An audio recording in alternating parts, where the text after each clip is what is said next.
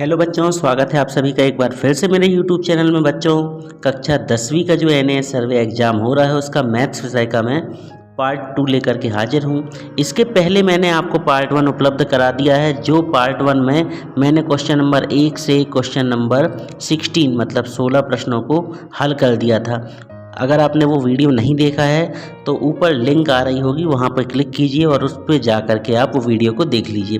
तो आइए अब हम देख लेते हैं प्रश्न क्रमांक 17 से जो हमारे प्रश्न हैं उनके उत्तर।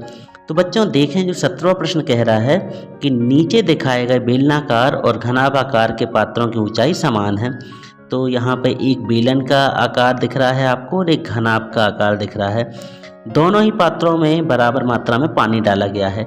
बेलनाकार पात्र का 1/2 भाग और घनाभाकार पात्र का 1/3 हिस्सा पानी से भर गया है। तो बच्चों इसको आपको इसका आंसर निकालना। देखें, मैं फिर से बोलूँगा बच्चों, मैथ्स जो है आप लोगों से बननी चाहिए। उत्तर अगर आपको मिल भी गया, टिक आपको जो दूसरे यूट्यूब वाले आपको लगा रहे हैं, टिक लगा के दे रहे हैं, उससे कोई फ़ायदा नहीं है। अगर आपसे समझ में नहीं आएगा तो आपसे सवाल नहीं बनेगा। तो देख लेते हैं हम इसका उत्तर कैसे हल करना है इसको।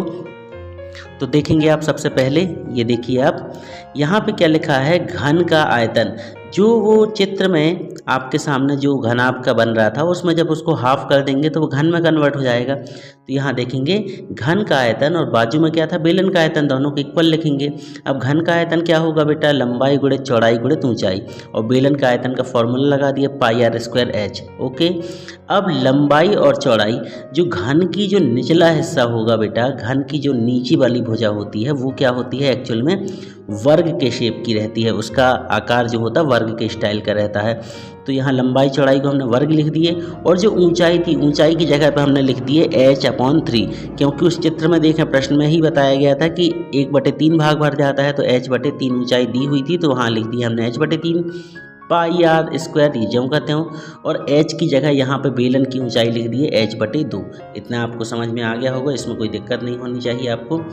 अब हम बात करेंगे बेटा, यहाँ देखें आप, ये लिखा हुआ है πr², मतलब जो बेलन के आधार का जो क्षेत्रफल था वो कितना था, 154 सेंटीमीटर स्क्वायर। तो ये लिख दिया हमने।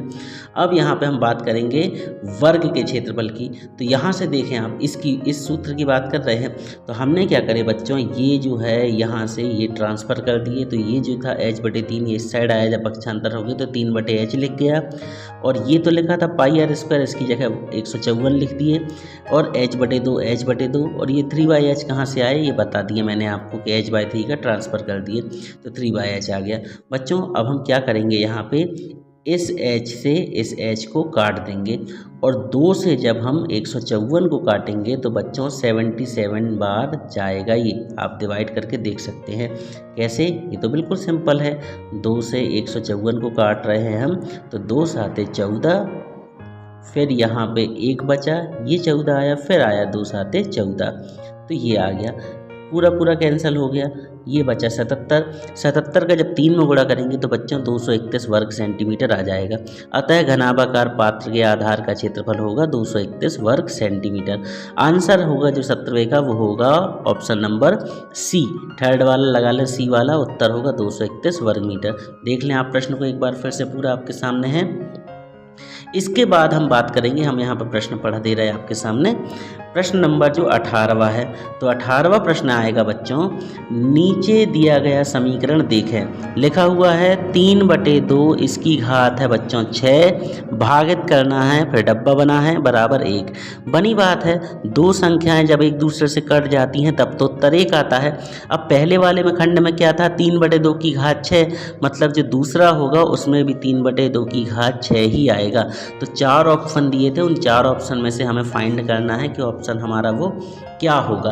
तो देखें आप इसको, ये है आपके सामने, ये लिखा था 3/2 की घात 6 भागित, ये डब्बा बना था बराबर 1। इस डब्बे में कौन सी वैल्यू आएगी, तो सबसे पहले आपको ये फॉर्मूला देखना पड़ेगा। ये लिखा हुआ है x की पावर n की की पावर m। जब भी कभी किसी संख्या की घात के ऊपर घात होती है तो बच्चों को क्या हो जाती है, घात आपस में गुणा हो जाती है। तो ये आ जाएगा बच्चों x की पावर m इंटू एन।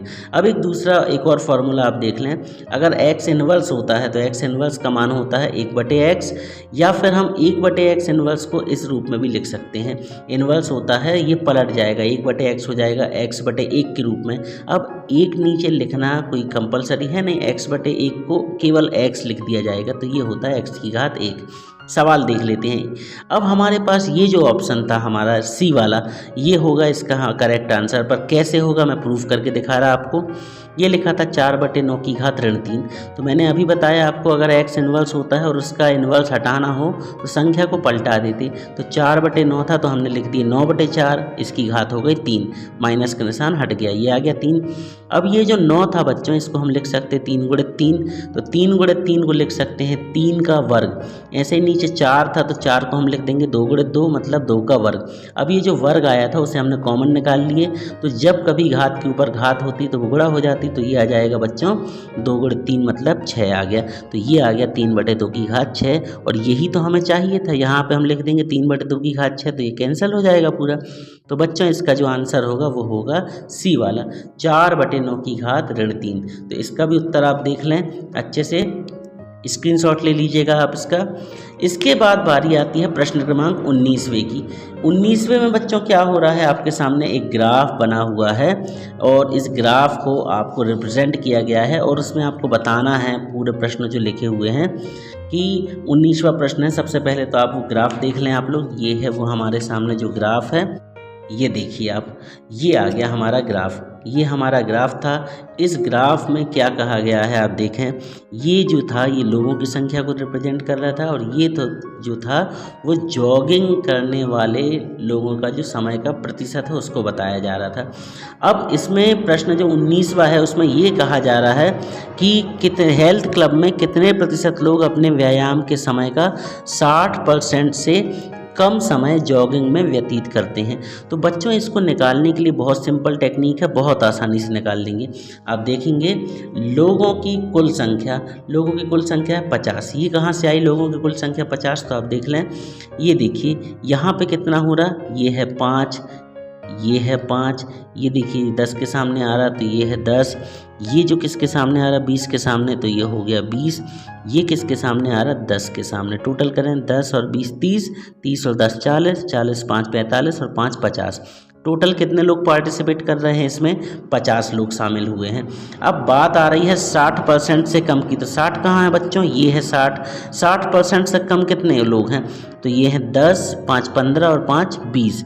तो ये देखिए, ये जो आपके सामने आया है, लोगों की कुल संख्या रही 50, 60% से कम कितने थे? 20 रहे। तो अगर आपको प्रतिशत निकालना होता तो ये फॉर्मूला लगाते हैं, प्राप्त बटे कुल गुणित 100। ठीक है, मतलब कि जो प्राप्त हुए हैं वो रहे 20, कुल कितने थे? 50 इंटू 100 कर दिए। इसको अब हम सॉल्व करेंगे तो देखें, सीधे काट दो, 50 से कम 50, 50 दूनी 100, 20 का 2 में गुणा करें तो आ गया 40%।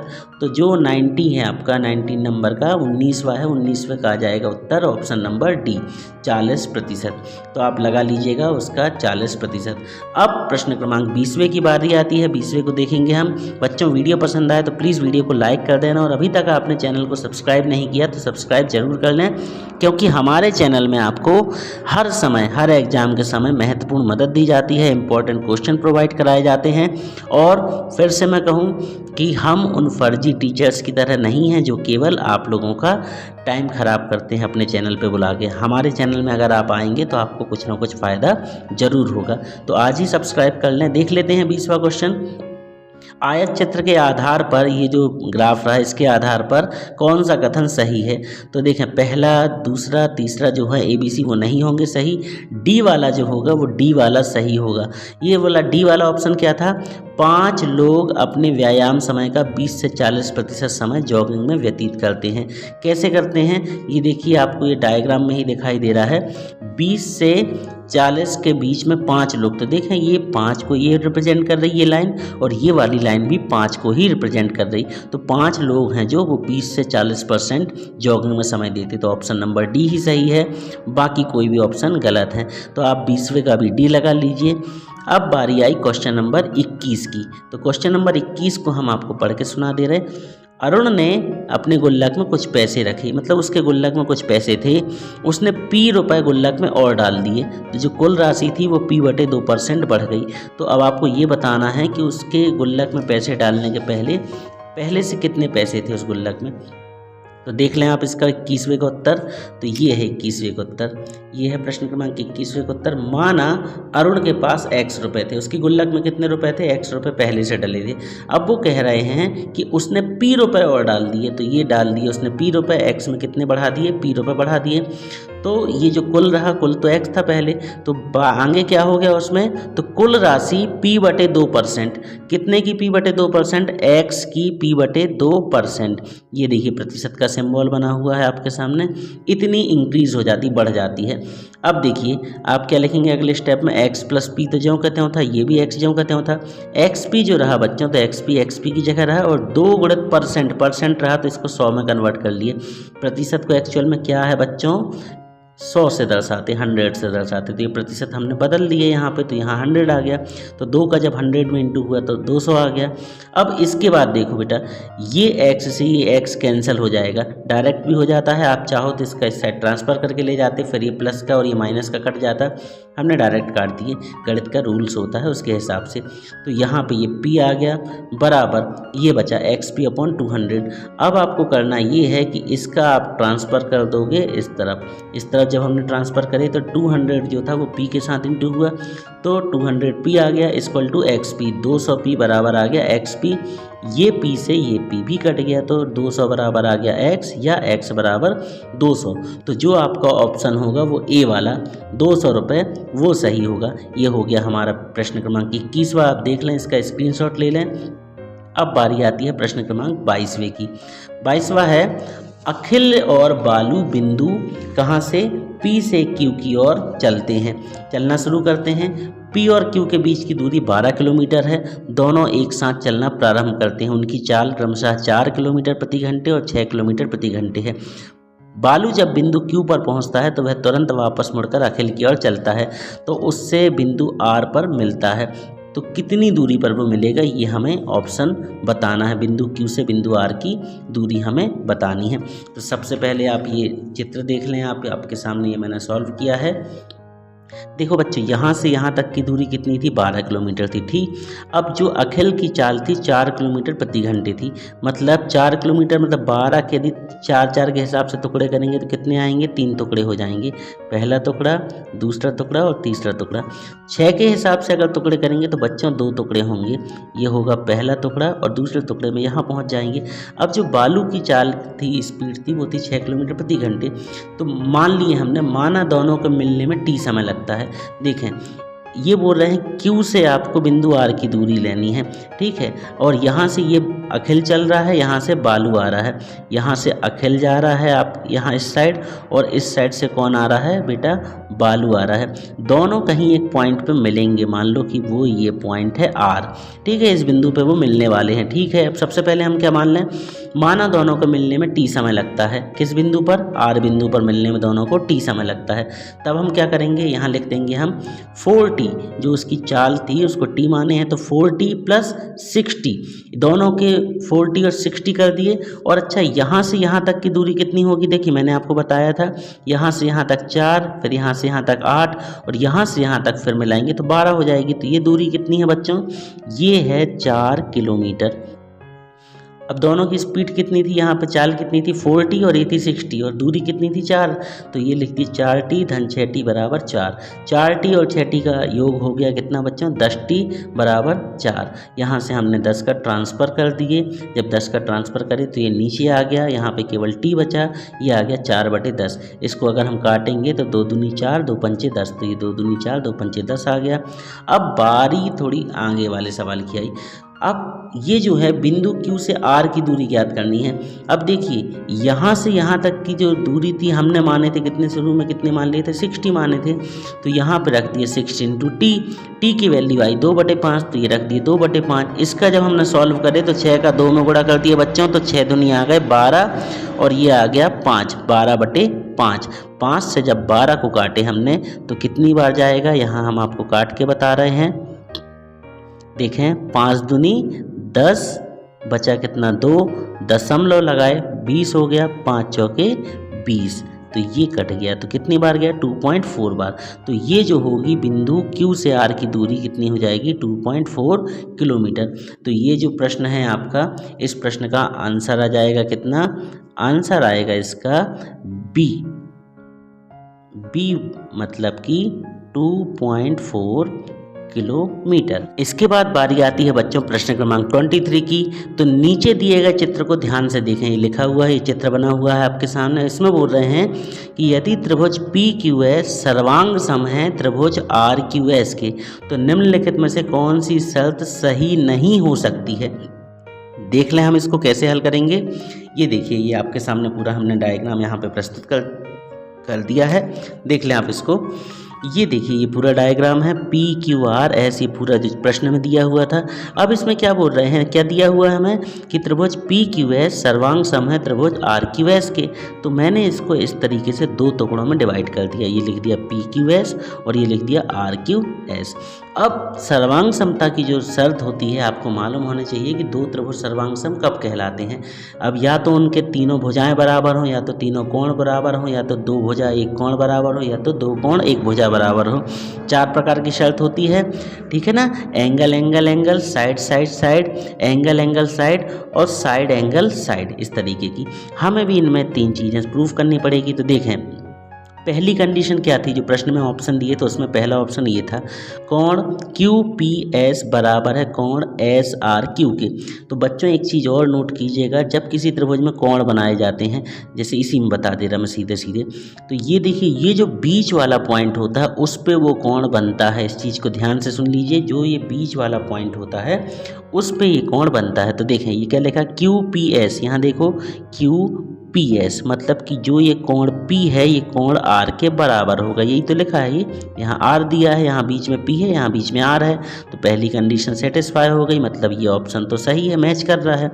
दूसरा देखें, कोण PQS, यहाँ देखें PQS मतलब कोण ये जो Q है, तो बनी बात ये किसके बराबर होगा, RQS के। मतलब ये जो RQS के बराबर होगा या फिर SQR के। तो ये देखिए, ये भी बराबर हो रहा है, देखिए कोण Q समांतर बराबर चल रहे हैं।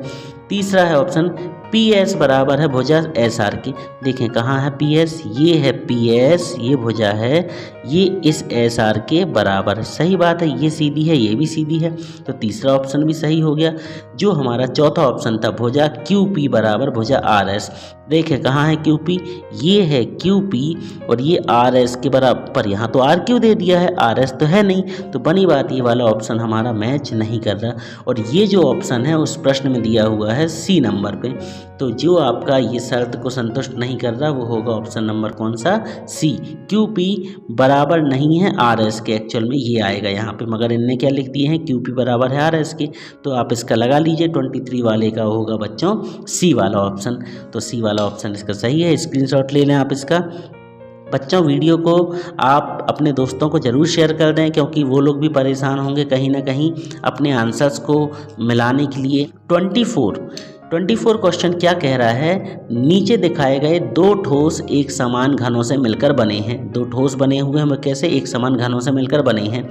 घन के प्रत्येक फलक का क्षेत्रफल P वर्ग सेंटीमीटर है। चित्र 1 इसी चीज़ को दिखा रहा है। और ठोस का कुल पृष्ठीय क्षेत्रफल Q वर्ग सेंटीमीटर है। ठीक है, निम्नलिखित में से कौन सा विकल्प चित्र 2 के ठोस के कुल पृष्ठीय क्षेत्रफल निरूपित कर रहा है। 4 ऑप्शन दिए थे, तो सबसे पहले हम इसको सॉल्व करेंगे, देखेंगे आपके सामने कैसे हल करना है इस प्रश्न को। काफ़ी लेंथी सवाल है, बड़ा सवाल है, अच्छे समझे करने का प्रयास कीजिएगा। देखें, सबसे पहले मैंने यहाँ पे घन का डायग्राम बनाया है। ये थोड़ा सा चित्र तिरछा हो गया है, आप एडजस्ट कर लीजिएगा। ये घन का डायग्राम बनाया, मान लो ये भुजा यहाँ से यहाँ तक की 1 सेंटीमीटर की है, ये भी 1 है। तो देखिए, ये हो गई आपकी चौड़ाई हो गई, ये हो गई आपकी लंबाई हो गई, तो 1 और 1 चौड़ाई हो गई। देखें हम घन की एक भुजा का क्षेत्रफल क्या होता है, ए स्क्वायर। और इस प्रश्न में क्या बोले हैं कि ए स्क्वायर का मान कितने के बराबर है, पी के बराबर है। ए स्क्वायर की वैल्यू क्या है, पी के बराबर, इस प्रश्न में ही दे दिया गया था। अब दी गई आकृति घनाभ है, ये जो आकृति है ये कौन सी है, घनाभ है। इसमें होगी लंबाई, लंबाई कैसी हो जाती, ये हो गई लंबाई, तो ये एक और ये एक। अब देखिए घन की भुजा को हम ए से रिप्रेजेंट करते हैं, ठीक है, घन की भुजा को क्या मान लेते हैं, ए मान लेते हैं। तो ये एक ए और ये एक ए, तो ए और ए हो गए 2a, तो लंबाई आ गई बच्चों 2a। चौड़ाई की बात करते हैं तो ये भी ए और ये भी ए, तो ए और ए हो गई, ये भी 2a हो गई। अब ऊंचाई की बात, तो यहाँ से यहाँ तक की ऊंचाई केवल और केवल एक होगी, मतलब ए हो जाएगी, ठीक है। तो ऊंचाई आ गई ए, तो लंबाई को एल बोलते हैं, चौड़ाई को बी बोलते हैं, ऊंचाई को एच बोलते हैं। तो एल का वैल्यू आ गया 2a, बी का मान आ गया 2a और एच का मान आ गया ए। अब हम निकालेंगे घनाभ का पृष्ठीय क्षेत्रफल। तो घनाभ का पृष्ठीय क्षेत्रफल बराबर कितना होता है, 2LB plus BH plus HL, ये होता है फॉर्मूला, आपको मालूम होगा तो मैंने लगा दिया। ये 2 तो 2 रहा, जो कहते हूँ ये 2a कहाँ से आया, L का मान रख दिए 2a इंटू B का मान 2a, फिर B का मान 2a, फिर H का मान a, फिर प्लस, तो प्लस H का मान a और L का मान 2a। अब इसका हम इंटू करेंगे तो 2 का 2 में गुणा हुआ 4, a का a में हुआ तो a स्क्वायर, 2 का यहाँ पे कुछ नहीं है तो 2 ज्यों कहते हो रहा, a और a हो गया a स्क्वायर, a का a में हुआ a स्क्वायर और 2 तो सिंगल था, तो ये आ गया। इनका टोटल करें, 4 और 2 6, 6 और 2 8, 8 का जब बाहर होगा गुणा 2 में तो 8 दूनी 16 आ गया और a स्क्वायर तो ज्यों कहते हो रहा। अब चूँकि 16a स्क्वायर ये प्रश्न में बोला गया था कि ठोस का कुल पृष्ठीय क्षेत्रफल क्यू होगा, तो इसका जो कुल पृष्ठीय क्षेत्रफल जो आया उसको हम क्यू के मान बराबर रख देंगे। तो 16a स्क्वायर का मान क्यू के बराबर हो गया, प्रश्न में दिया था हमें। अब दूसरी आकृति देखेंगे आप, तो बच्चों जो दूसरी आकृति है, दूसरी आकृति में फिर अगर हम इस भुजा को मान लें ए, तो ये होगी ए, ये होगी ए, ये होगी ए, ये होगी ए, तो ये जो आ गई हमारी लंबाई, ये कितनी हो गई, 4a के संयोग से बनी, तो लंबाई आ गई, L का मान आ गया 4a। अब बारी आई चौड़ाई की, तो चौड़ाई आ गई यहाँ पे ये, तो इसका मान हो गया a, या आप इसको सॉरी ये है चौड़ाई आपकी, ये जो रहती है ये चौड़ाई है, तो इसका मान हो गया a और ऊंचाई का मान भी a। तो देखिए लंबाई हो गई 4a, चौड़ाई हो गई a, ऊंचाई भी हो गई a। अब फिर से वही पृष्ठीय क्षेत्रफल का फॉर्मूला लगाए, 2LB plus BH plus HL, 2 तो जब कहते हैं रहा, L मान रख दिए 4a इंटू a, B रख दिए a, H रख दिए a, H रख दिए a और L रख दिए 4a। इसको जब सॉल्व करें, 4a का a में इंटू होगा तो हो जाएगा 4a स्क्वायर, a और a square, a into 4a मतलब कि 4a स्क्वायर, ये हो गया। इसका टोटल करें, 4a और एक 5a और 4 9a, 9a ये आ गया 9a स्क्वायर इंटू 2 कम कर दिए, तो 9a का जब a में इंटू करें तो आ गया 18a स्क्वायर। अब आपको इसमें एक चीज़ और देखें, चूँकि चित्र 2, ये जो चित्र था, चित्र 2 का पृष्ठीय क्षेत्रफल कितना है, 18a स्क्वायर। अब हम 18a स्क्वायर को बच्चों इस रूप में भी लिख सकते हैं, 16a धन 2a, 16 और 2 18 हो जाएगा। और जो 16a स्क्वायर था शुरू में ही माना गया था, आप देख सकते हैं 16a स्क्वायर, ये देखिए जो आपने हम हल किए थे, तो 16a स्क्वायर कितना था, क्यू के बराबर था। तो हम क्या करेंगे, यहाँ पे 16a स्क्वायर की जगह पे क्यू रख दिए प्लस 2 जो कहते हैं रहा, और a स्क्वायर का मान क्या था, p था, जो कि प्रश्न की शुरुआत में ही हमें मिल गया था। कहाँ मिल गया था, ये प्रश्न में ही मिल गया था, a स्क्वायर बराबर p। तो हमने इसकी जगह क्या कर दिए, a स्क्वायर की जगह p रख दिए, तो ये आ गया, यहाँ पे p आ गया, तो ये 16a स्क्वायर मतलब q plus 2p। Option number हमारा जो c है वो यही बता रहा है कि ये इतना होगा। तो बच्चों यहाँ पे 24वां नंबर प्रश्न भी हमारा कंप्लीट हो गया, आप देख लीजिएगा इसको बहुत अच्छे से। अब बारी आती है प्रश्न क्रमांक 25वें की। तो 25वां प्रश्न क्या कह रहा है, एक जादूगर ने 1 से 100 तक की संख्या काट के एक पंक्ति, मतलब उसने क्या किया, 1 से 100 तक की गिनती लिखा और उसमें से जो 7 नंबर वाले जहाँ जहाँ 7 आ रहा था उन सबको गायब कर दिया। तो उसके बाद उसने ये बोला कि जो 88 है वो किस नंबर पे आएगा। तो इसको यहाँ पे ऑप्शन दिए हुए थे, तो मैंने उसको यहाँ पे बताया है इस रूप में, आप देखें इसमें थोड़ा सा अच्छे से देख लीजिएगा। क्या लिखा था उसने, 1 से 100 तक की बात की थी, उसमें जहाँ जहाँ 7 आ रहा था उसको गायब कर दिया। तो देखिए जैसे इसमें 1 2 3 4 5 6 7 गायब है, ठीक है, माफ़ कीजिए यहाँ गलत हो गया निशान, यहाँ पे लगेगा वो 7 गायब है, फिर 8 9 10 11 ओके, फिर इसके बाद 12 13 14 15 16 17 17 में भी 7 आता है तो वो मिस कर दिए। फिर ये पूरा लिख गया। फिर यहाँ पे 27 मिस कर दिया क्योंकि उसमें 7 था, यहाँ पे 37 मिस, यहाँ 47 मिस, यहाँ 57 मिस और यहाँ पे 67 मिस होगा। 67 के बाद आप देखें 69 के बाद आ जाएगा क्या 17, 71, 72 से लेके 79 तक। तो ये सारे नंबर मिस कर दिए हमने और ये करते जा रहे कंटिन्यू। जब हम इसको टोटल करेंगे तो ये बात कह रहे थे कि जो 88 है आपका, ये 88 ये किस नंबर पे आएगा। तो देखें जरा, इनको हम काउंट करें 1 2 3 4 5 6 7 8 9 10, मतलब एक लाइन में कितने नंबर हैं 10 नंबर। एक लाइन में बच्चों 10 नंबर ले लिए हैं हमने, एक लाइन में 10 नंबर हैं। तो ये कितनी लाइन है 1 2 3 4 5 6 7, मतलब कि 7 लाइन है। तो 7 लाइन मतलब ये 70वें नंबर पे है। तो बच्चों ये जो प्रश्न आएगा इसका ऑप्शन नंबर ए होगा सही। अब बारी आती है 26 नंबर क्वेश्चन की। तो 26 नंबर जो क्वेश्चन है वो क्या कह रहा है बच्चों, नीचे दिए गए चित्र में एल और एम क्या है, समांतर रेखाएं हैं। एल और एम क्या है बच्चों, समांतर रेखाएं हैं। तो इसमें क्या बोल रहे हैं कि निम्नलिखित में कौन सा विकल्प कोण POR की माप को दिखा रहा है। देखें आपके सामने ये है चित्र बना हुआ है, ये बना था चित्र, ये दिख रहा है आपको P और L, ये रेखा L थी और ये थी M। यहाँ पे कोण P बन रहा था, यहाँ कोण Q, यहाँ पे बन रहा था कोण R। जो कोण P की वैल्यू कितनी थी 130 अंश, कोण R की वैल्यू कितनी थी 112 अंश। कोण Q की वैल्यू हमें पता नहीं है और ये हमें ज्ञात भी करनी है। तो देखिए आप इसको हम यहाँ लिख के दिखाए हैं आपके सामने। चित्र में PL और RM समांतर रेखाएं हैं। कोण P बराबर है 130 अंश, कोण R बराबर है 112 अंश। हमने क्या किए, माना QN, यहाँ से देखिए Q से N के बीच में एक रेखा और खींच दी हमने अपने मन से, एक अन्य समांतर रेखा खींची जो कि QN जो होगी, ये QN होगा, ये समांतर होगा PL के, और जो QN है वो समांतर होगा किसके, RM के। तो ठीक है, यहाँ पे ये दो टुकड़ों में डिवाइड हो गया, ये ऊपर का एक खंड हो गया, नीचे का एक खंड हो गया यहाँ पे। अब इसके बाद बात आ रही है, चूँकि हमें मालूम है कि अंतः कोणों का योग 180 अंश होता है। यहाँ पे देखें आपके सामने, यहाँ दो अंतः कोण बन रहे हैं, एक ये बन रहा है, एक ये बन रहा है। अब हमें इसमें क्या मान लेंगे, माना कोण Q जो है वो कोण X प्लस कोण Y से मिलके बन रहा है। ये कोण Q था, इसके हमने दो टुकड़े कर दिए इस रेखा के सापेक्ष, ये रेखा के सापेक्ष, ऊपर वाले को कोण X मान लिया, नीचे वाले को कोण Y मान लिए। ठीक है, तो ये जो X होगा और ये 130 होगा, इसका टोटल कितना होगा 180 अंश। तो देखें कोण X प्लस कोण P बराबर 180 अंश होगा।